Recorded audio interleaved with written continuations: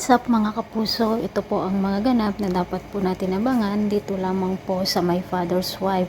Nakapagdesisyon na nga po si Gina na papatawarin niya si Gerald at bibigyan ng second chance.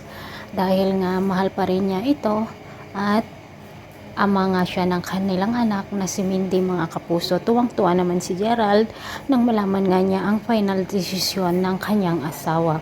Samantala mga kapuso, pinapipirmahan ng abogada ni Robert ang divorce paper, ngunit hindi muna ito pinirmahan ni Robert at narinig nga ni Betsy ang pag-uusap ni na Robert at ang attorney at natuwa nga ito mga kapuso at sinabi nga ni Betsy sa kanyang sarili na may pag-asa pa silang mag-ina para mabuo muli ang kanilang pamilya at para magtiwala muli si Robert sa kanya. Samantala mga kapuso, narinig naman ni Maki ang sinasabi ni Susan dito sa kanyang kausap na hindi pwedeng si Betsy lamang ang makinabang dito sa pera ni Robert.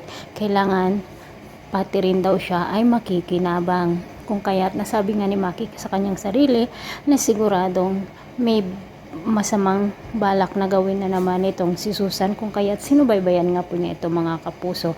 Palihim nga na pumunta si Susan dito sa bahay ng mga Rodriguez at ano kaya ang gagawin nito?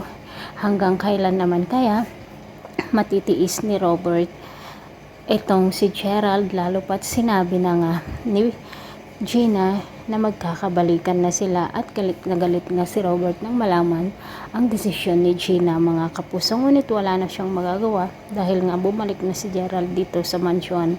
Abangan po natin ang mga kapanapanabik na ganap dito lamang po sa My Father's Wife. Maraming salamat.